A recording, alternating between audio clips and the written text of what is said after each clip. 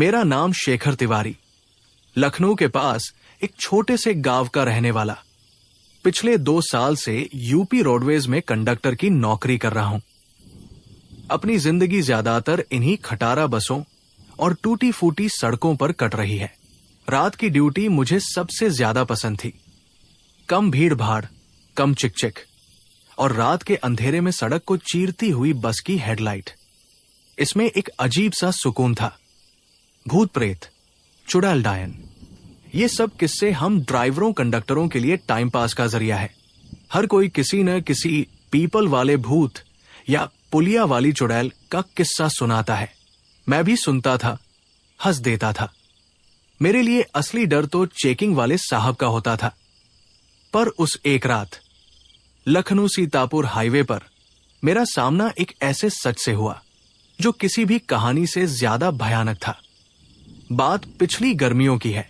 मैं लखनऊ से सीतापुर जाने वाली आखिरी बस रातरानी सेवा पर ड्यूटी पर था। ये बस रात के 1 बजे लखनऊ से निकलती थी और सुबह होने से ठीक पहले करीब 4:30 बजे सीतापुर पहुंचती थी। उस रात बस में ज्यादा सवारियां नहीं थी। आधी से ज्यादा सीटें खाली थी। ड्राइवर थे शुक्ला जी, एक बहुत ही पुराने और अनुभवी आदमी जो ज्यादातर खामोश रहते थे। हम शहर से बाहर निकले। सफर शांति से कट रहा था। ज्यादातर सवारियां सो रही थी। रात के करीब 2:30 बजे होंगे। हम अटरियाज के पास एक छोटे सुनसान से स्टॉप पर पहुंचे। मैंने दरवाजा खोला। कोई उतरने वाला नहीं था, पर चढ़ने के लिए एक सवारी खड़ी थी। एक बहुत ही बूढ़ी, झुकी हुई कमर वाली औरत। उसने एक मैली सफेद साड़ी पहन रखी थी और अपना सिर एक लंबे पल्लू से ढक रखा था। उसके हाथ में एक पुरानी कपड़े की पोटली थी। कहाँ जाना है अम्मा? मैंने पूछा। उसने कोई जवाब नहीं दिया। उसने बस कांपते हुए अपनी साड़ी के पल्लू में बंधे कुछ सिक्के निकाले और मेरे हाथ में रख दिए। पर जाना कहाँ है? उसने फिर कुछ नहीं कहा। बस धीरे धीरे लड़खड़ाते हुए बस में चढ़ी और सबसे आगे वाली औरतों के लिए रिजर्व सीट पर बैठ गई। मुझे थोड़ा अजीब लगा, पर मैंने सोचा शायद वो ऊंचा सुनती होंगी या शायद पास के ही किसी गांव में उतरना होगा। मैंने उन सिक्कों को अपनी जेब में डाल लिया और दरवाजा बंद कर दिया। बस चल पड़ी। करीब 15-20 मिनट बाद अगला स्टॉप सिधौली आने वाला था। बस रुकी और वो बूढ़ी औरत अपनी सीट से उठी और चुपचाप बस से नीचे उतर गई और अंधेरे में कहीं गायब हो गई। बड़ी अजीब औरत थी। मैं बुदबुदाया।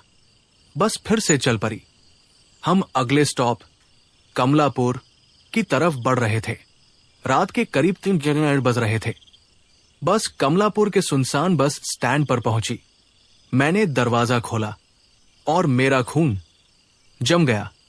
बस स्टॉप की मध्यम पीली रोशनी में वही बूढ़ी औरत फिर से खड़ी थी।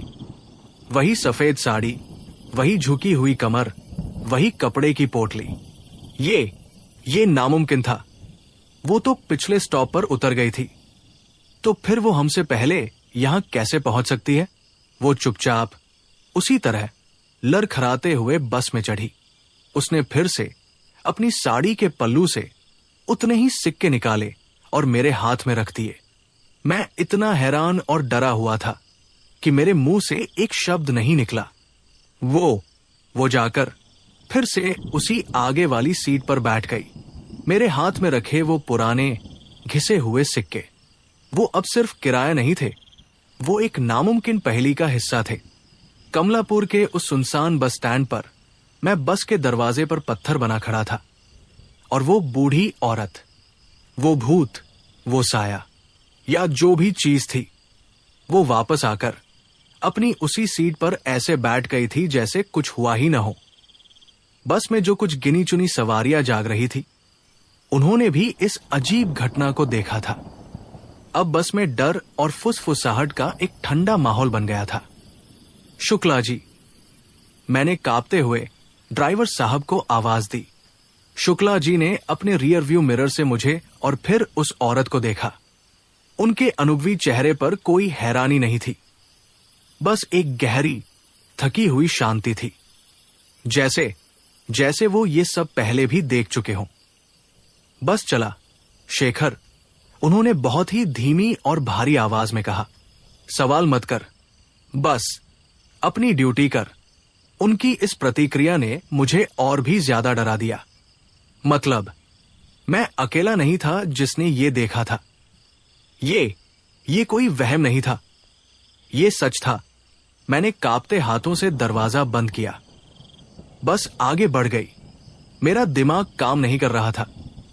मैं अपनी कंडक्टर वाली सीट पर जाकर बैठ गया। मेरे हाथ में अब सिक्कों के 2 ढेर थे, जो उसने मुझे 2 अलग अलग स्टॉप पर दिए थे। मैंने उन सिक्कों को ध्यान से देखा। वो कोई आम आजकल के सिक्के नहीं थे। वो बहुत ही ज्यादा पुराने, हाथ से बनाए हुए चांदी के सिक्के लग रहे थे। उन पर किसी पुराने राजा या नवाब की धुंधली सी तस्वीर बनी हुई थी। ये सिक्के, ये तो किसी म्यूजियम में होने चाहिए। एक गरीब बूढ़ी औरत के पास ये कहां से आए? मैं उन सिक्कों को घूर रहा था, और वो बूढ़ी औरत, वो अब भी उसी तरह चुपचाप बाहर अंधेरे में देख रही थी। अब अगला स्टॉप खैराबाद था। करीब 20-25 मिनट का रास्ता। वो 20 मिनट मेरी जिंदगी के सबसे लंबे और सबसे भयानक मिनट थे। मैं एक पल के लिए भी उस औरत पर से अपनी नजरें नहीं हटा पा रहा था। मुझे डर था कि वो कहीं गायब न हो जाए। बस खैराबाद के स्टॉप पर रुकी, और जैसा मुझे डर था वही हुआ। वो बूढ़ी औरत अपनी सीट से उठी, चुपचाप बस से नीचे उतर गई और सड़क के किनारे अंधेरे में विलीन हो गई। बस में बैठी बाकी सवारियां अब डर के मारे एक दूसरे से चिपक कर बैठी थी। अब क्या उस्ताद? मैंने शुक्ला जी से पूछा। अब कुछ नहीं, उन्होंने कहा। सीतापुर पहुंचने तक ये ऐसे ही चलता रहेगा। ऐसे ही? मतलब वो हर स्टॉप पर? हाँ, उन्होंने कहा। यही उसकी कहानी है। कहानी? कैसी कहानी? शुक्ला जी कुछ देर चुप रहे, फिर उन्होंने एक गहरा सांस लिया। तुम नए हो शेखर, पर हम पुराने ड्राइवर, हम सब उसे जानते हैं। हम उसे अम्मा जी कहते हैं। कौन है वो? कोई नहीं जानता, शुक्ला जी ने बताया। बस सालों से यही होता आ रहा है। सिर्फ इसी आखिरी बस के साथ, जब रात 10 मिनट के आसपास का वक्त होता है, तो वो अपना सफर शुरू करती है। पर वो चाहती क्या है? शायद वो घर जाना चाहती है, शुक्ला जी ने कहा। पर शायद वो अपना घर भूल गई है, इसलिए वो हर स्टॉप पर उतरती है, ये देखने के लिए कि क्या यही उनकी मंजिल है। और जब उन्हें अपना घर नहीं मिलता, तो वो अगली बस का इंतजार करने के लिए अगले स्टॉप पर पहुंच जाती है। पर वो हमसे पहले कैसे पहुंच जाती है, कौन जाने बेटा, शुक्ला जी ने कहा। वो अब वक्त और जगह के नियमों से बंधी हुई नहीं है। हमारा सफर एक भयानक अंतहीन चक्रव्यूह में बदल गया था। अगला स्टॉप सीतापुर से ठीक पहले वाला आखिरी स्टॉप। हम वहां पहुंचे, और वो वहां थी। इस बार मैं तैयार था। जब वो बस में चढ़ी और मुझे वो पुराने चांदी के सिक्के दिए, तो मैंने हिम्मत की। अम्मा जी, मैंने बहुत ही धीरे और सम्मान से कहा, आप कहां जाना चाहती है? मुझे पता बताइए। मैं आपको आपके घर तक छोड़ दूंगा। जैसे ही मैंने ये कहा, उस बूढ़ी औरत ने, जो अब तक कभी हिली नहीं थी, उसने अपना सिर उठाया और सीधा मेरी आंखों में देखा। पल्लू के अंधेरे में से मैंने पहली बार उनकी आंखें देखी। वो पूरी तरह से सफेद थी, दूधिया सफेद। उनमें कोई पुतली नहीं थी, और उन सफेद आंखों में आंसू थे। और फिर उन्होंने अपना मुंह खोला और एक बहुत ही टूटी हुई दर्द भरी सदियों पुरानी आवाज में उन्होंने सिर्फ एक शब्द कहा, बिस्वा। और फिर वो जाकर अपनी सीट पर बैठ गई। बिस्वा सीतापुर के पास एक छोटा सा पुराना कस्बा। तो ये थी उनकी मंजिल। पर हमारी बस तो बिस्वा जाती ही नहीं थी। हमारा रूट तो सीतापुर बस स्टैंड पर खत्म हो जाता था। बिस्वा, वो एक शब्द, वो सिर्फ एक जगह का नाम नहीं था। वो एक उम्मीद थी, एक मंजिल थी, जो दशकों से एक भटकी हुई आत्मा की जुबान पर आने का इंतजार कर रही थी। अम्मा जी की उन सफेद आंसुओं से भरी आंखों को देखकर मेरा दिल दर्द और एक अजीब सी भारी जिम्मेदारी से भर गया। मैं एक मामूली कंडक्टर था। मेरा काम था सवारियों को उनके टिकट वाले स्टॉप पर उतारना। पर आज मेरे सामने एक ऐसी सवारी थी जिसके पास कोई टिकट नहीं था, बस एक अधूरी यात्रा थी। मैं अपनी जगह पर जम गया था। बस सीतापुर की तरफ बढ़ रही थी, जो अब बस कुछ ही किलोमीटर दूर था। मेरा दिमाग एक बवंडर की तरह घूम रहा था। मैं क्या करूं? अगर मैंने कुछ नहीं किया तो सीतापुर बस स्टैंड आते ही अम्मा जी फिर से उतर जाएंगी और फिर से अगले स्टॉप पर, यानी शायद कल रात फिर से लखनऊ सीतापुर के किसी और स्टॉप पर अपना अंतहीन दर्द भरा सफर शुरू कर देंगी। ये चक्र कभी नहीं टूटेगा। और अगर मैंने उनकी मदद करने की कोशिश की तो बिस्वा, वो हमारे रूट पर नहीं था। वहां जाने के लिए हमें मेन हाईवे से उतरकर एक छोटे देहाती रास्ते पर जाना पड़ता, जो करीब 20-25 किलोमीटर लंबा था। ये नियमों के सख्त खिलाफ था। अगर किसी को पता चल गया तो मेरी और शुक्ला जी दोनों की नौकरी जा सकती थी। शुक्ला जी, मैंने धीरे से ड्राइवर केबिन की तरफ बढ़कर फुसफुसाते हुए कहा। शुक्ला जी ने कुछ नहीं कहा। वो बस चुपचाप सामने अंधेरी सड़क को घूर रहे थे। पर मैंने उनके हाथ देखे, जो स्टीयरिंग व्हील पर कसकर जमे हुए थे। वो भी सोच रहे थे, वो भी इस दुविधा में फंसे हुए थे। उन्होंने बिस्वा कहा। मैंने धीरे से बताया। शुक्ला जी ने एक गहरा लंबा सांस लिया। मुझे पता है, उन्होंने कहा। उनकी आवाज बहुत ही थकी हुई थी। मैंने भी सुना। तो अब क्या उस्ताद? शुक्ला जी कुछ देर खामोश रहे। बस के पहियों की घर घर ही हमारे बीच की खामोशी को भर रही थी। तुम क्या चाहते हो, शेखर? उन्होंने आखिरकार मुझसे ही सवाल पूछ लिया। ये सवाल सिर्फ एक सवाल नहीं था, ये एक परीक्षा थी मेरी इंसानियत की। मैंने एक पल के लिए अपनी नौकरी, अपने भविष्य, अपने डर, सबको भुला दिया। मैंने बस उन सफेद रोती हुई आंखों को याद किया। मैं उन्हें उनके घर पहुंचाना चाहता हूं, उस्ताद, मैंने दृढ़ आवाज में कहा। आज रात इस कहानी को खत्म होना ही होगा।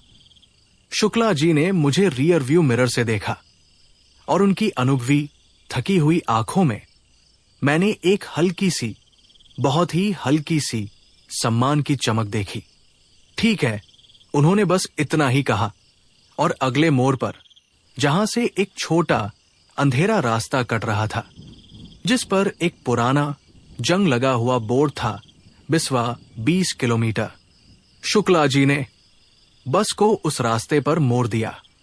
जैसे ही हमारी बस हाईवे की जानी पहचानी रोशनी को छोड़कर उस अनजान अंधेरे रास्ते पर उतरी, बस में बैठी बाकी की गिनी चुनी सवारियां, जो अब तक डर के मारे चुप थी, वो घबरा गई। ए ड्राइवर साहब, ये कहां ले जा रहे हो? कोई चिल्लाया। सीतापुर का रास्ता तो ये नहीं है, चुपचाप बैठे रहो। शुक्ला जी पहली बार अपनी पूरी ताकत से गरजे। उनकी आवाज में इतना रोब था कि सब लोग चुप हो गए। आज बस थोड़ा घूम कर जाएगी।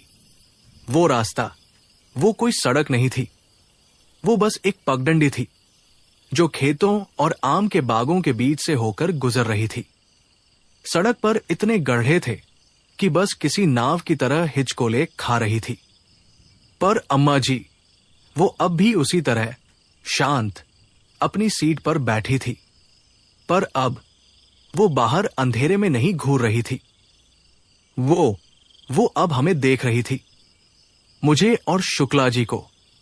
उनकी सफेद आंखों में अब आंसू नहीं थे। एक इंतजार था, एक आखिरी उम्मीद भरा इंतजार। हम उस अंधेरे रास्ते पर आगे बढ़ते रहे और फिर अजीब चीजें शुरू हुई। रास्ता वो और भी ज्यादा खराब और संकरा होता जा रहा था। एक जगह पर सड़क के बीचों बीच एक बड़ा सा गिरा हुआ पेड़ पड़ा था, जिसने पूरा रास्ता रोक रखा था। अब कैसे जाएंगे? मैं घबरा गया। वापस मोड़ लो उस्ताद, मैंने कहा था। ये मनहूस है। पीछे से कोई सवारी चिल्लाई। शुक्ला जी ने बस रोकी। हम फंस गए थे और तभी हवा का एक बहुत ही तेज, लगभग तूफानी झोंका आया। उस झोंके ने उस विशाल भारी पेड़ को ऐसे हिलाया जैसे वो कोई कागज का बना हो, और कड़ाड़ की एक भयानक आवाज के साथ वो पेड़ टूटकर सड़क के किनारे खाई में जा गिरा। रास्ता साफ हो गया था। हम सब बस में बैठे अपनी आंखों पर यकीन नहीं कर पा रहे थे। मैंने धीरे से अम्मा जी की तरफ देखा। वो अब भी हमें ही देख रही थी और उनके चेहरे पर एक बहुत ही हल्की, लगभग न दिखने वाली मुस्कान थी। ये वो कर रही थी। वो हमारी मदद कर रही थी। शुक्ला जी ने भी ये देखा। उन्होंने बिना कुछ कहे बस को आगे बढ़ा दिया। अब हमारे अंदर का डर खत्म हो चुका था। अब हम जानते थे हम अकेले नहीं हैं। कुछ किलोमीटर और आगे जाने के बाद हम एक छोटी उफनती हुई नदी के पास पहुंचे। उस पर बना एक छोटा लकड़ी का पुल टूटा हुआ था, बारिश की वजह से बह गया था। एक और बंद रास्ता। पर इससे पहले कि हम निराश होते, नदी का पानी जो अब तक बहुत तेज बह रहा था, वो अचानक शांत होने लगा। उसका बहाव कम होने लगा और कुछ ही मिनटों में नदी इतनी उथली हो गई कि हमारी बस उसे आसानी से पार कर सकती थी। हम सब एक और चमत्कार देख रहे थे। शुक्ला जी ने हिम्मत करके बस को नदी में उतार दिया। बस का आधा पहिया पानी में डूबा हुआ था, पर वो आसानी से नदी को पार कर गई। और जैसे ही हम दूसरी तरफ पहुंचे, नदी का पानी फिर से उसी उफान के साथ बहने लगा। अब हम सब समझ गए थे, ये कोई आम सफर नहीं था, ये एक तीर्थ यात्रा थी। और कुदरत और वो अनदेखी दुनिया सब हमें रास्ता दे रही थी। आखिरकार हमें दूर एक छोटे से सोते हुए गांव की पहली रोशनियां दिखने लगी। बिस्वा, हम पहुंच गए थे। जैसे ही हम गांव की सीमा में दाखिल हुए, अम्मा जी अपनी सीट से उठीं। वो धीरे धीरे लड़खड़ाते हुए बस के दरवाजे की तरफ बढ़ने लगी। वो किला, वो बाहर से जितना खंडहर और वीरान लग रहा था, अंदर से उतना ही ज्यादा रहस्यमयी और जिंदा महसूस हो रहा था। जैसे ही हमने उस टूटे हुए विशाल दरवाजे से अंदर कदम रखा, बाहर की दुनिया की सारी आवाजें बंद हो गई। हवा एकदम शांत हो गई और एक गहरी गूंजती हुई खामोशी ने हमें अपनी आगोश में ले लिया। हवा में सीलन, चमगादड़ों की गंध और किसी बहुत पुराने सूखे हुए इत्र की महक घुली हुई थी। चांद, जो अब लगभग ढलने वाला था, उसकी आखिरी कमजोर किरणें किले के टूटे हुए गुंबदों और झरोखों से छन छन कर अंदर आ रही थी और जमीन पर अजीब लंबी लंबी परछाइयां बना रही थी। अम्मा जी, या जो भी वो थी, वो अब एक झुकी हुई बूढ़ी औरत नहीं थी। उनका पारदर्शी धुंधला शरीर अब सीधा और राजसी लग रहा था। वो अब भी सफेद मैली साड़ी में थी, पर उनके चलने का अंदाज वो किसी रानी जैसा था। वो धीरे धीरे, बहुत ही शांत पर दृढ़ कदमों से किले के मुख्य आंगन को पार करती हुई अंदर के हिस्से की तरफ बढ़ रही थी। वो हमें पीछे मुड़कर नहीं देख रही थी, पर हम जानते थे वो चाहती थी कि हम उनके पीछे आए।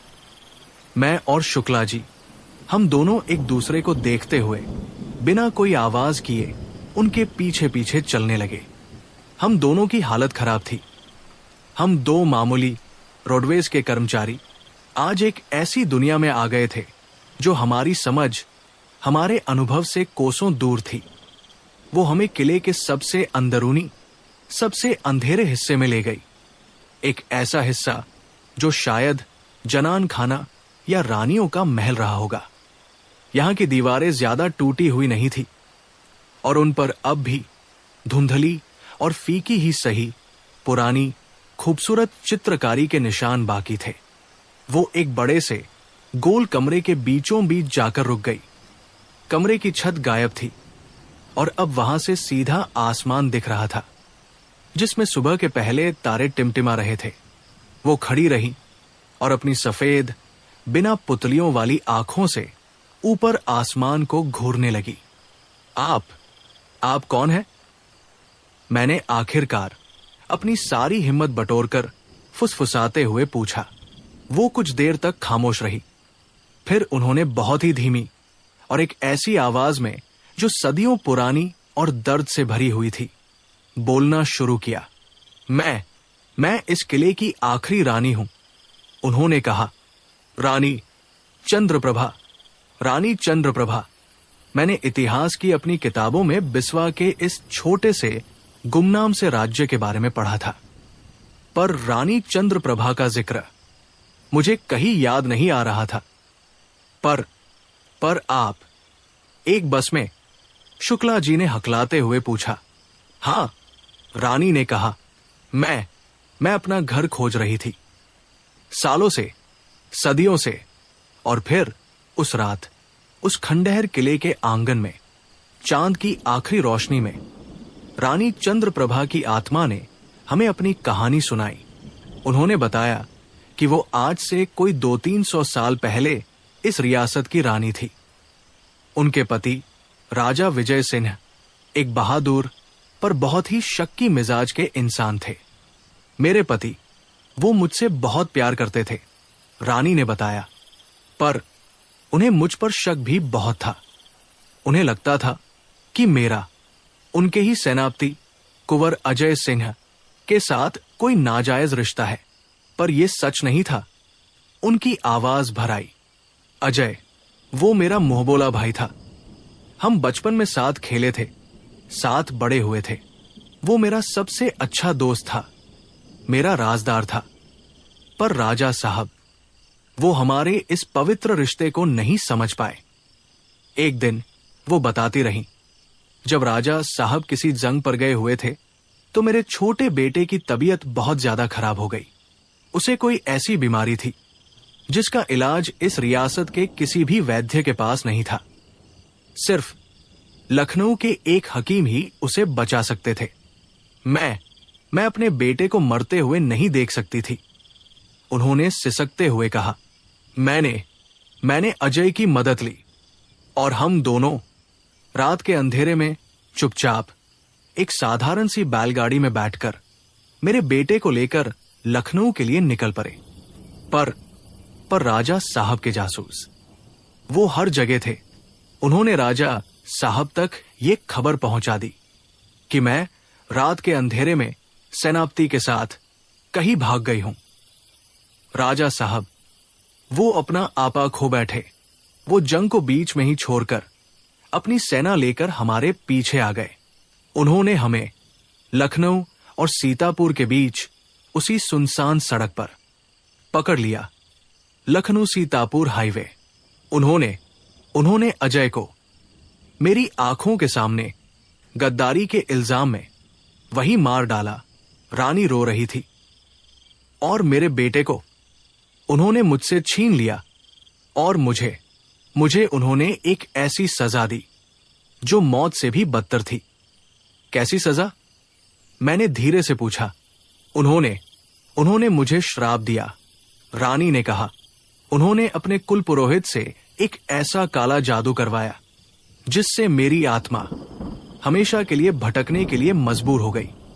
उन्होंने कहा, तूने इस रात एक सफर शुरू किया था। अब तू अपनी पूरी जिंदगी और जिंदगी के बाद भी सिर्फ सफर ही करती रहेगी। तू हर रात एक बस में बैठेगी, पर तेरी मंजिल, तेरा ये किला कभी नहीं आएगा। तू हमेशा अपने घर के रास्ते पर भटकती रहेगी। अब मैं समझा, वो बूढ़ी औरत, वो कोई आम आत्मा नहीं थी। वो एक रानी थी, एक श्रापित रानी, जिसे उसके ही पति ने हमेशा के लिए एक मुसाफिर बनने का श्राप दे दिया था। और मेरे सिक्के? मैंने पूछा। वो मेरे ही चेहरे वाले, मेरी रियासत के सिक्के हैं। उन्होंने बताया, मैं हर रात अपना किराया देती हूं, पर कोई कंडक्टर मुझे मेरी मंजिल का टिकट नहीं देता। और 3:13 का वक्त, वो शायद वही वक्त था, उन्होंने कहा, जब राजा साहब ने मुझे पकड़ा था, जब मेरा ये अंतहीन सफर शुरू हुआ था। पर आज आप यहां कैसे पहुंची? शुक्ला जी ने पूछा। तुम्हारी वजह से, कंडक्टर, रानी ने मेरी तरफ देखते हुए कहा। आज सालों में पहली बार किसी ने मुझसे मेरी मंजिल पूछी थी। किसी ने मुझे मेरे घर तक पहुंचाने का वादा किया था। तुम्हारे उस एक वादे ने राजा साहब के उस श्राप को कमजोर कर दिया। मैं खामोश हो गया, पर श्राप अभी पूरी तरह से टूटा नहीं है, उन्होंने कहा, और उनकी आवाज में फिर से एक बेचैनी आ गई। राजा साहब, वो अब भी यही हैं, कहा। रानी ने किले के सबसे ऊंचे टूटे हुए बुर्ज की तरफ इशारा किया। वहां वो आज भी अपनी रानी का घर लौटने का इंतजार करते हैं, और वो मुझे कभी आजाद नहीं करेंगे। वो मुझे कभी आजाद नहीं करेंगे। रानी चंद्रप्रभा के मुंह से निकले ये हताश शब्द उस ठंडी सुबह की हवा में घुल गए। किले का वो टूटा हुआ बुर्ज, जिस पर अब सुबह की पहली हल्की सी रोशनी पड़ रही थी, वो किसी पहरेदार की मीनार जैसा लग रहा था, जहां से एक शक्की गुस्सैल राजा की आत्मा आज भी सदियों बाद अपनी रानी पर नजर रखे हुए थी। मैं और शुक्ला जी, हम दोनों ने उस बुर्ज की तरफ देखा। हमें वहां कुछ दिखा तो नहीं, पर हमें एक भारी दबा देने वाली मौजूदगी का एहसास जरूर हुआ। एक ऐसी ऊर्जा जो ठंडी और उदास नहीं, बल्कि गर्म, गुस्सैल और बहुत ज्यादा अहंकारी थी। हम एक ऐसी कहानी के आखिरी अध्याय में पहुंच गए थे, जो हमारी कल्पना से कहीं ज्यादा पुरानी और ज्यादा जटिल थी। ये अब सिर्फ एक भटकी हुई आत्मा को घर पहुंचाने की बात नहीं थी। ये दो आत्माओं के बीच प्यार, शक और नफरत के एक सदियों पुराने रिश्ते को सुलझाने की बात थी। तो अब क्या? शुक्ला जी ने धीरे से फुसफुसाते हुए पूछा, जैसे उन्हें डर हो कि वो राजा की आत्मा सुन लेगी। क्या हम वापस चले जाएं? वापस जाना, ये ख्याल मेरे मन में भी आया। हमने अपना काम कर दिया था। हमने रानी को उसके किले तक पहुंचा दिया था। अब ये उन दोनों के बीच का मामला था। हम दो मामूली इंसान एक राजा और रानी की आत्माओं के झगड़े में क्या कर सकते थे? पर फिर मैंने रानी चंद्रप्रभा के चेहरे की तरफ देखा। उनकी सफेद खाली आंखों में एक नई कांपती हुई उम्मीद के साथ साथ एक बहुत ही गहरा पुराना डर भी था। वो सालों बाद अपने घर तो लौट आई थी, पर वो अब भी आजाद नहीं थी। वो अपनी ही जेल के दरवाजे पर खड़ी थी। अगर हम चले गए तो शायद वो दरवाजा हमेशा के लिए फिर से बंद हो जाएगा। नहीं, मैंने कहा। मेरी आवाज में एक ऐसी दृढ़ता थी जो मुझे खुद भी हैरान कर गई। हम कहानी को ऐसे अधूरा छोड़कर नहीं जा सकते। पर हम करेंगे क्या, शेखर? शुक्ला जी ने बेबसी से कहा। हम एक राजा की आत्मा से कैसे लड़ेंगे? लड़ेंगे नहीं, शुक्ला जी, मैंने कहा, और मेरे दिमाग में एक बहुत ही धुंधला पर शायद एकमात्र रास्ता आकार ले रहा था। हम बात करेंगे। हम एक कंडक्टर और एक ड्राइवर की तरह दो भटकी हुई सवारियों को उनकी सही मंजिल का रास्ता दिखाएंगे। मैंने रानी की तरफ देखा। रानी साहिबा, मैंने बहुत ही सम्मान से कहा, आपके पति, वो आपसे प्यार तो करते थे, है ना? मेरे सवाल पर रानी चौंक गई। हां, उन्होंने धीरे से कहा, बहुत, शायद अपनी जान से भी ज्यादा। पर उनका शक उनके प्यार से भी ज्यादा बड़ा था। तो आज उनके उस शक को ही खत्म करना होगा। मैंने कहा, उन्हें सच बताना होगा। पर वो मेरी नहीं सुनेंगे। रानी ने हताशा से कहा, वो किसी की नहीं सुनते, आपकी नहीं सुनेंगे। मैंने कहा, पर शायद किसी और की सुन ले, किसी ऐसे की जो इस कहानी का हिस्सा नहीं है, जो एक बाहरी गवाह है। रानी और शुक्ला जी दोनों मुझे हैरानी से देखने लगे। मैंने एक गहरा सांस लिया। मुझे उस बुर्ज पर जाना होगा। मुझे राजा साहब का सामना करना होगा। नहीं, रानी और शुक्ला जी दोनों एक साथ चिल्लाए, वो तुम्हें मार डालेंगे। वो किसी भी मर्द को जो मेरे करीब आता है अपना दुश्मन समझते हैं। शायद, मैंने कहा, पर मेरे पास कुछ ऐसा है जो शायद आपका कोई दुश्मन नहीं बल्कि एक मददगार है। मैंने अपनी जेब से वो पुराने चांदी के सिक्के निकाले, वो सिक्के जिन पर रानी चंद्रप्रभा का चेहरा बना हुआ था। ये आपकी पहचान है, रानी साहिबा, मैंने कहा, और ये मेरा टिकट है आपकी दुनिया में दाखिल होने का। मैंने वो सिक्के अपनी मुट्ठी में भींच लिए और मैंने उस टूटे हुए बुर्ज की तरफ अकेले बढ़ना शुरू कर दिया। हर कदम के साथ हवा और भी ज्यादा भारी और गर्म होती जा रही थी। मुझे अपनी गर्दन के पीछे किसी के घूरने का, जलती हुई नजरों का एहसास हो रहा था। मैं बुर्ज की टूटी हुई घुमावदार सीढ़ियों पर चढ़ने लगा। चले जाओ, एक भारी गूंजती हुई गुस्सैल आवाज मेरे दिमाग में गूंजी। ये मेरा किला है और वो मेरी रानी है, वो आपकी रानी है। राजा साहब, मैं सीढ़ियां चढ़ते हुए जोर से बोला, पर वो आपकी कैदी नहीं है। तुम कौन होते हो हमें सिखाने वाले? आवाज और भी ज्यादा गुस्से में थी। मैं आखिरकार बुर्ज के सबसे ऊपरी खुले हिस्से में पहुंच गया और वहां वो था, एक लंबा, रौबदार राजपूत राजा की पारदर्शी पर गुस्से से लाल आकृति। उसके हाथ में एक चमकती हुई धुंधली तलवार थी। मैंने तुम्हें चेतावनी दी थी। वो गरजा और अपनी तलवार मेरी तरफ तान दी। मैं डरा हुआ था, बहुत ज्यादा, पर मैंने अपनी हिम्मत नहीं हारी। मैं यहां लड़ने नहीं आया हूं।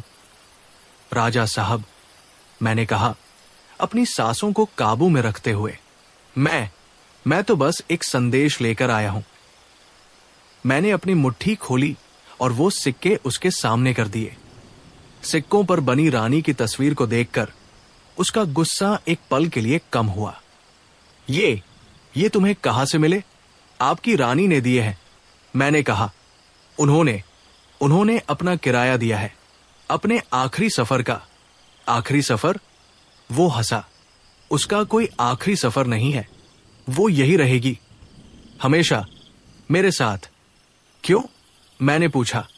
क्यों दे रहे हैं आप उन्हें ये सजा, उस गुनाह के लिए जो उन्होंने कभी किया ही नहीं? चुप रहो, वो चीखा। वो मुझे धोखा दे रही थी, उस गद्दार अजय के साथ। वो आपका दोस्त था, राजा साहब, मैं चिल्लाया, और आपकी रानी का भाई। वो बस अपने बीमार बच्चे को बचाने के लिए लखनऊ जा रही थी, और आपने अपने शक में उन दोनों को और अपने ही बेटे को मार डाला।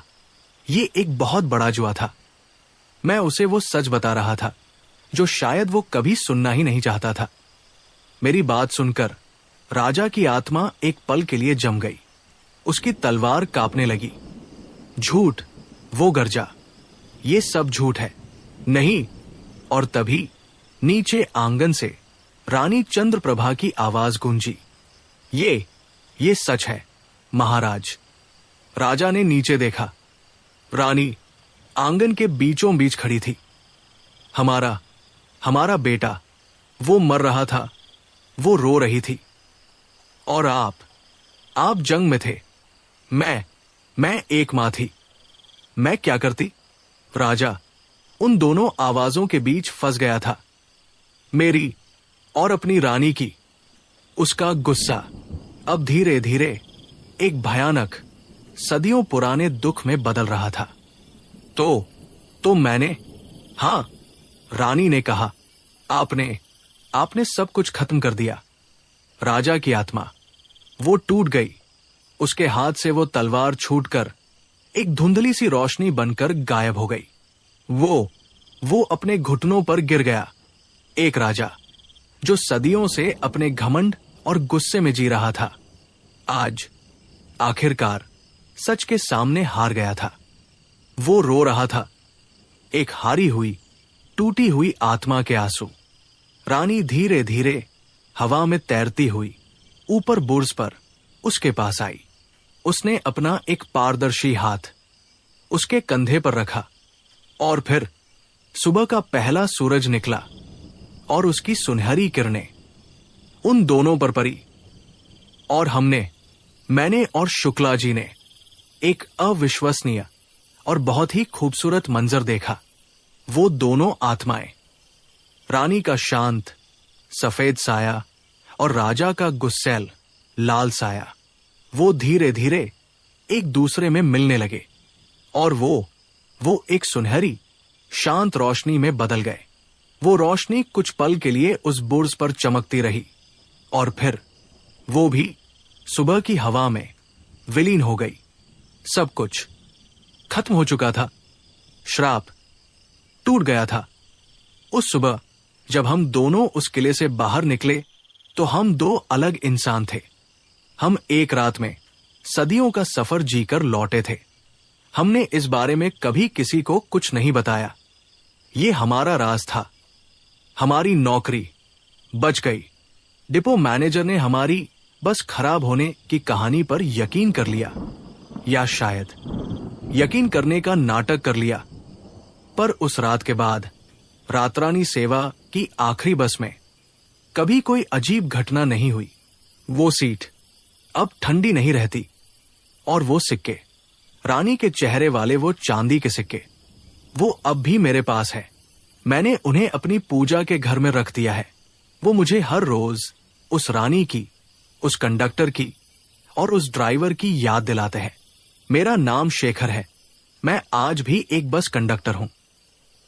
पर अब जब भी कोई बूढ़ी थकी हुई सवारी मेरी बस में चढ़ती है तो मैं उससे ये नहीं पूछता कहाँ जाना है।